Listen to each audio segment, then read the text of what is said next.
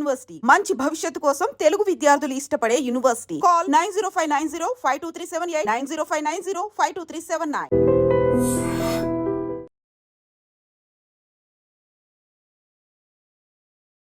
హైదరాబాద్లో దారుణం జరిగింది.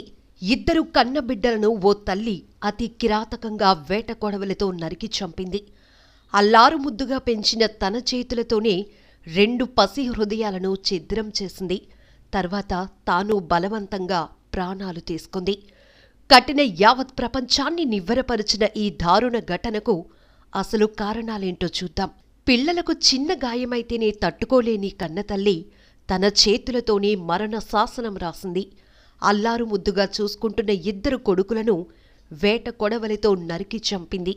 ఆపై 6 అంతస్తుల భవనం నుంచి తాను దూకి ఆత్మహత్య చేసుకుంది. ఈ దారుణ ఘటన హైదరాబాద్లోని జీడిమెట్ల పోలీస్ స్టేషన్ పరిధి గాజుల రామారంలో చోటు చేసుకుంది. పిల్లలకు శ్వాసకోశ ఇబ్బందులు, తనకు కంటి సమస్య ఉండటంతో మానసికంగా కుంగిపోయిన ఆ తల్లి ఇలా చేసినట్లు పోలీసులు చెప్తున్నారు. ఘటనా స్థలంలో 7 పేజీల లేఖను కూడా పోలీసులు స్వాధీనం చేసుకున్నారు. ఖమ్మం జిల్లా సత్తుపల్లికి చెందిన గండ్ర వెంకటేశ్వరరెడ్డి, తేజస్విని దంపతులు గాజుల రామారం బాలాజీ లేఅవుట్లో ఉంటున్నారు. వీరికి 2 కొడుకులు ఆశిష్ రెడ్డి, హర్షిత్ రెడ్డి 1వ తరగతి నర్సరీ చదువుతున్నారు.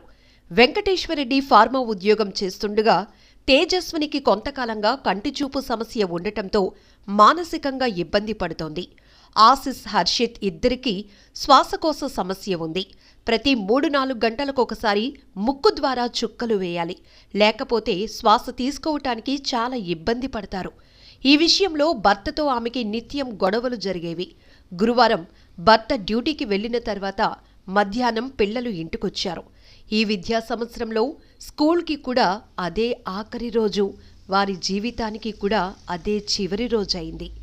సాయంత్రం 4 గంటల సమయంలో తేజస్విని పిల్లల మీద విచక్షణారహితంగా విరుచుకుపడింది.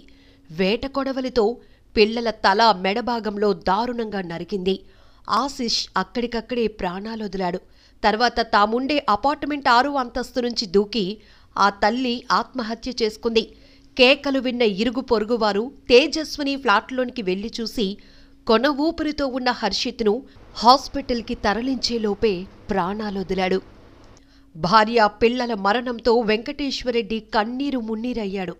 ఘటనా స్థలిని బాలానగర్ డీసీపీ సురేష్ కుమార్ పరిశీలించారు. అయితే ఘటనా స్థలిలో తేజస్విని రాసినట్లు భావిస్తున్న 7 పేజీల లేఖ దొరికింది. పిల్లలకు 4-5 గంటలకోసారి డ్రాప్స్ వేయకపోతే ఇబ్బంది పడతారు. మెరుగైన వైద్యానికి భర్త సహకరించటం లేదు. ఎంత ఆస్తున్నా పిల్లలకు పనికి రాకుండా పోతోంది. దీంతో వారు అనారోగ్య సమస్యలతో బాధపడుతున్నారు. భర్త ఇంట్లో ఉన్న సమయంలో చికాకు, కోపంతో కసురుకుంటాడు. నా పరిస్థితి, పిల్లల పరిస్థితి రోజురోజుకి చాలా దారుణంగా మారుతోందంటూ లేఖలో రాసింది తేజస్విని. ఏదేమైనా ఏ సమస్యకైనా పరిష్కారం ఉంటుంది. ఇలా బలవంతంగా ప్రాణాలు తీసుకోవటం సరికాదంటున్నారు మానసిక నిపుణులు. ఇటీవల కాలంలో ఇలాంటి ఘటనలు పెరిగిపోతుండటంతో ఆందోళన వ్యక్తం చేస్తున్నారు.